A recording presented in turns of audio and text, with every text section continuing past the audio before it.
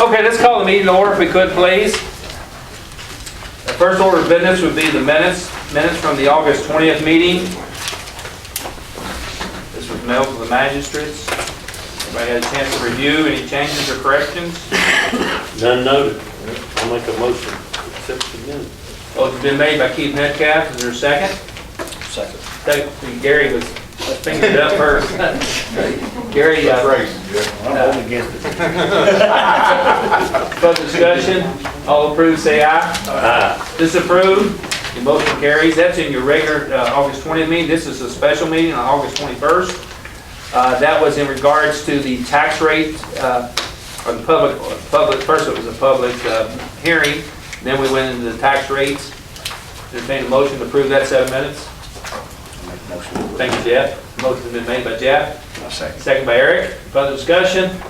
All approved, say aye. Aye. Disapprove? Motion will carry. Next would be your bills list and transfers.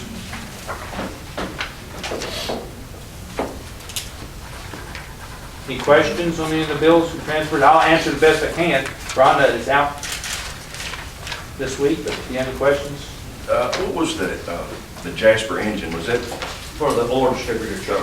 You remember we talked about it? Yeah. The tanker, basically the tanker that you spray the oil with. Yeah. We've got bikes already running. So. Great. I'll make a motion to pay the bills and transfers as presented. Thank you, Bernard. Is there a second? I'll second. Second by Eric. Further discussion? All approved, say aye. Aye. Disapprove? Motion will carry. Not a lot of bills transferred, but there will be next meeting. Okay. Next on the agenda, I have today, I've invited a couple of folks that I get the opportunity to work with on a regular basis. Sarah Jo Best with the Lincoln Trail Health District Board. Sarah Jo, then Terry Bergen with her, and then someone else came with Jennifer. And I've asked them at our district meeting about a week or so ago. They gave me gave the district board an update on the needle exchange program and the changes that have been made. I guess, Terry, this is our second year probably? We started in July of 17. 17, okay. So, yeah, it's 2 full years cycle. I've asked Terry to come and give us a presentation, give you an update, some positives that happened. I think we need to hear positives from time to time. You two guys were not on the court when we approved that, but once you hear this, I think you would have understood it. I think you guys can see the benefit.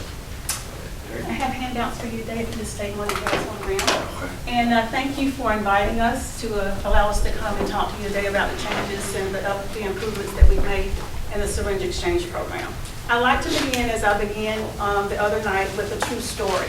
I like to say at first that when the participants come into the syringe exchange program, we do not ask them their real name. We don't know who they are. We do a participant ID code. And so the person that I am getting ready to tell you about is a made-up name. Her name is Cindy, and I heard about her from one of our community partners. Tammy Gibson, United for Recovery, is the one that told me about this lady, and I'm so glad that she shared the story. Cindy visited the Nelson County Syringe Exchange Program. Her choice of drugs was IV heroin and meth. She frequented the Nelson County Exchange because she wanted to obtain clean supplies and she was worried about her health. Cindy stated it was the one place that she could go where people actually helped her. The relationship that was built over the months and year that Cindy visited the exchange eventually led her to seek treatment.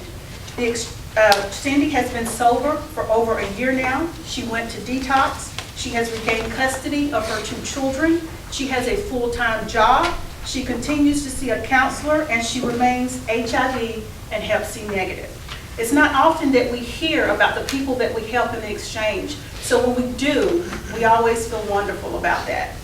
I have your slides in front of you, and we'll go through those now. The first slide tells you about when the syringe is open.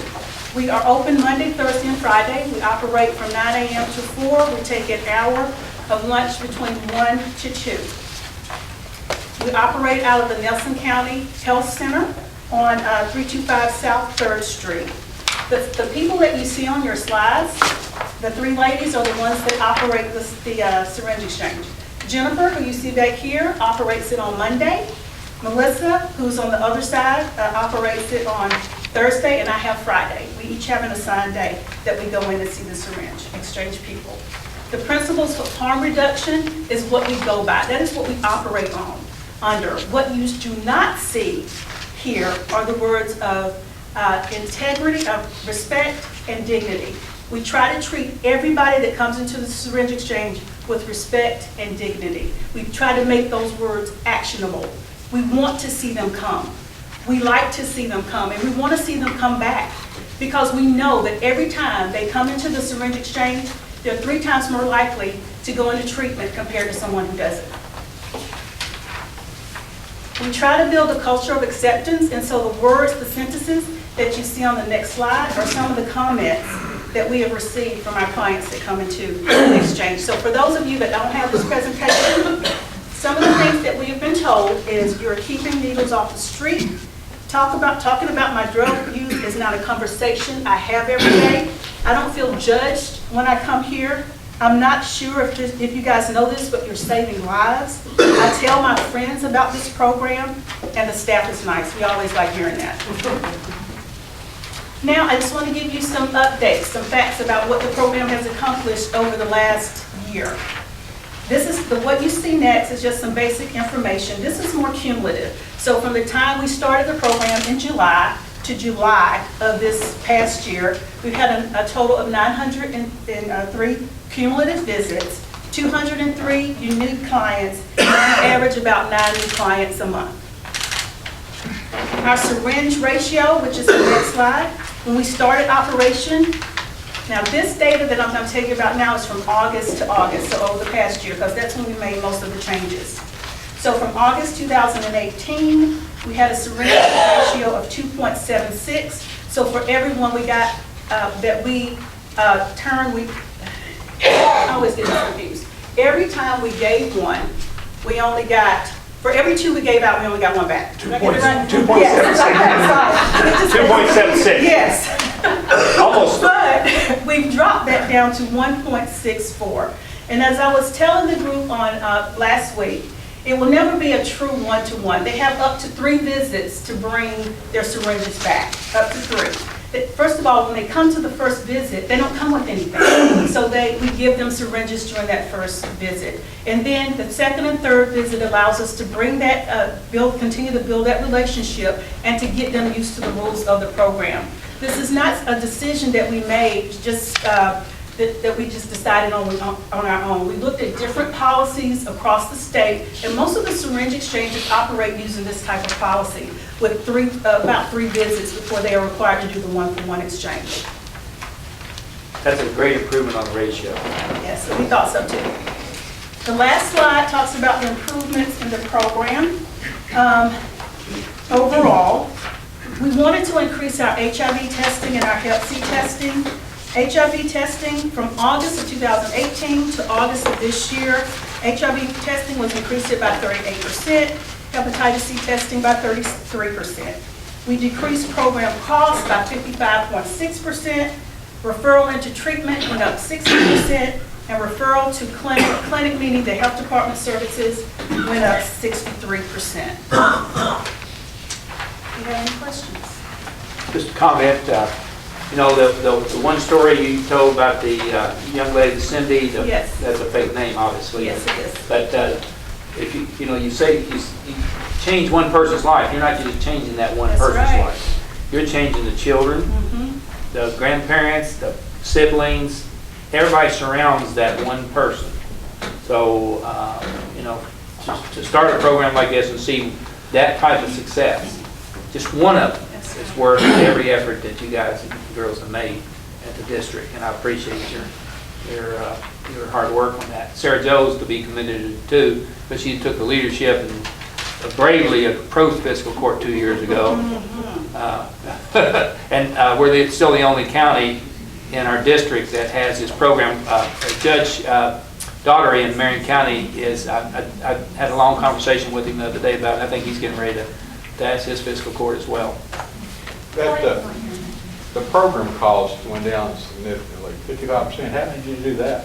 Well, when we started holding our clients accountable for the one-to-one syringe exchange, it dropped the needle supply costs quite a bit. And so we're not having to order as many supplies as we were previously. So that drove the cost down. That's a big decrease. And internally, you received one grant from the state, I believe, on this, didn't you, Sarah Jo? So we can get state, and now there is even, actually I had a meeting in Nelson County last week about new potential to bring in resources to our district with our federal funds. Federal funds can be used to purchase the syringes, and they can be used to pay staff and some other things, some hepatitis C and HIV testing supplies. So we'll be able to get more resources like that. That's one of the things that when we got the syringe exchange, it made us much more competitive because we had something established that we could show our results with. And so we've received additional funds and additional resources because the syringe exchange is here. I don't know if you want to talk about the craft training, and we have some more initiatives. They just wrote a grant from the state. For anti-stigma, that's what we're going to be working on next. Yeah, they're doing that in Nelson County now, and then the state approached us with some funds out of Ryan White federal funds, and they want to give us some additional resources. So when you get to do these programs and you get to do them well, and you track your data and your outcomes, it makes you more competitive for additional funds to come in and help us even grow from there. You said 60% increase in people referred to treatment. What is the rate that are referred to treatment? An average rate it varies from, if you're talking from exchange, just exchange, is that your question? What is the normal average of referral into treatment? Correct. It varies. It really does. And I cannot give you a definite number, but I can research it and get it back to you. But just because they're referred to treatment don't mean they go and then they fall off the wagon again. Right. Yeah. We refer them, and Yep. and Judge Watts is right. Because they have to really want the help too themselves. But that's a great start. I thought the court would like to know that information. I was excited about that one family so much that I want y'all to hear that. Thank you. Thank you, Sarah Jo and everybody. Y'all tell Cindy that we're very proud of her. Okay, next order of business would be the second reading on the tax rate ordinance. You guys have approved and advertised for second reading and adoption today. Entertain a motion to approve the tax rates as presented. I'll make the motion. Motion by Eric, second by Jeff. Any further discussion? All approved, say aye. Aye. Disapprove? The motion will carry. Thank you all. And I guess we need to get that advertised again. I had on here first reading of amended personnel ordinance, but I think I'm going to pass. There's a couple of things I want to clarify with a couple of the magistrates here to make sure we're all on the same page on that. So we'll come back with that at our next meeting. Is Joe here today? I think Joe wasn't going to be here, okay. Recreation report. Reagan Boys Foundation will be having their 5K color run this weekend at the park. We're going to have a rec board meeting September 25th at 7 p.m. In the soccer meeting room at Watts Park. And other than that, basic park operation. I was out at the park the other day. I had 2 grandsons play, and the park looked really, really good. Thank you. The mowing looked good. The trash was all picked up. They did a lot of painting and cleaning up, sprucing up. It looked good. Jail report. As of today, this morning, we had 145 inmates, 44 were state, 101 were county, 52 waiting for circuit court cases, 49 are district court cases, 114 males and 31 females. Questions for Bob? Okay. Move on to the road department report. At the moment, we're replacing culverts on Murray's Run Road, get it ready to be overlaid. We've installed 2 already and have 2 left. After that, we'll head to Mobley Mill Road to get it prepared for overlay as well. We are asphalt patching. We completed Woodlawn Road and Summers Lane. One little section on Woodlawn Road started raining, so we'll go back and get it there at the wide Woodlawn Town.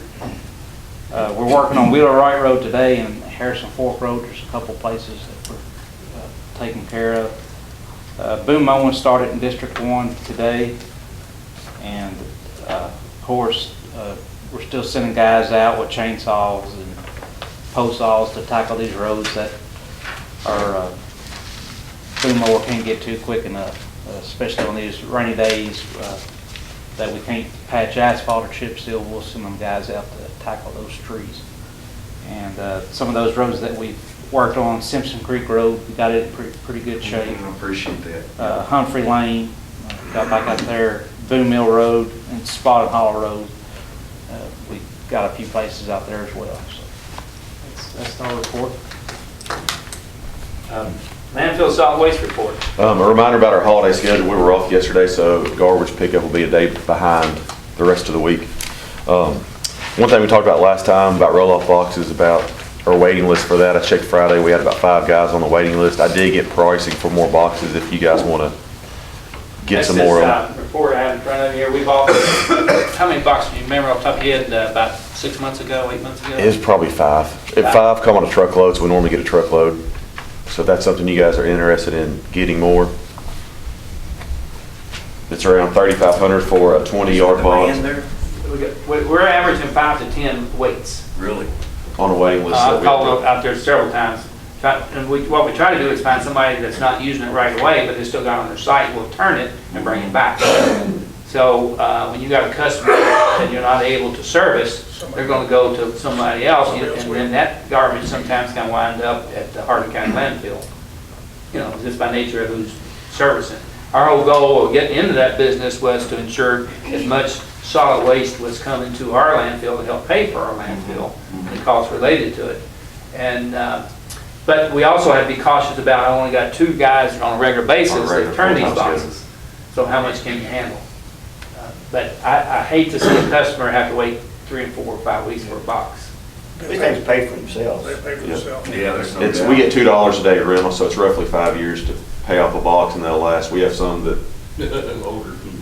we Just for those track. out there, these boxes are about $5,000 each typically, depends on what size, say 4,500 to 5,500, depending on your size. Depends on the market, on the metal market too as well, probably. But we have about 120 boxes. So you got about $600,000 worth of boxes out there, nothing but metal boxes. So as soon as it adds up into real money, but I would recommend the court to buy another truckload of them. I mean, about 5 more containers. Thank you, Sir. Second by Jeff Lear. Discussion? Yeah, you said 5 will fit on a load. How big are these? Are they a little bit littler and a little bit littler where they all fit? They can stack into, like you put 3 in the front and then 2 in the back, they kind of stack into each other. You can turn them sideways. Oh, okay. I was wondering, I said, I don't Yeah, they know turn how 5 of them. They turn them sideways, so that you take the doors off and you turn them sideways. And You don't get over 8 foot tall, so I got you. So you're saying though that you're gonna have, you actually need some extra personnel to accommodate these and this? Not yet. Not with Not yet. these. So we don't get too big. He's pretty, Well, we've already had this I'm discussion. already thinking about a new boom mower guy. We've already had these discussions at our staff meetings.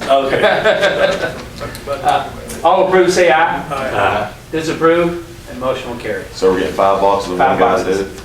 $5 and a new boy? No. It's called better scheduling and Yes. quality control. I'll take what I can get. Anything else, John? Just remember, garbage is going to be a day late this week. That's the key for immediate. You guys, the magistrates have already signed their copies, but we just passed out open records and open meetings laws by email. If you did not get those as an elected official or as a department heads are not required to do it. So any other elected official, Jeanette, sorry, give me hers. You too, we're good. So we're required to send it. Matthew, I gave you a copy of it as well. Under old new business, you guys have anything else? Do you want to talk about this? What? The extension. The extension. Oh, but they set their own tax rates, really. I don't know, we generally do not approve their tax rates. but it went up just a hair. Robbie, Just- Actually went down. did we go down? Yeah, it went down from 140. Okay, 1.04. Yeah. 1-0. Yeah. 1-0. There's a zero there. Makes it- 1.035, so it went down. Okay. And no, we never approved this, so the board makes it, they're kind of like a library board or We follow all the same rules, you know. any other business?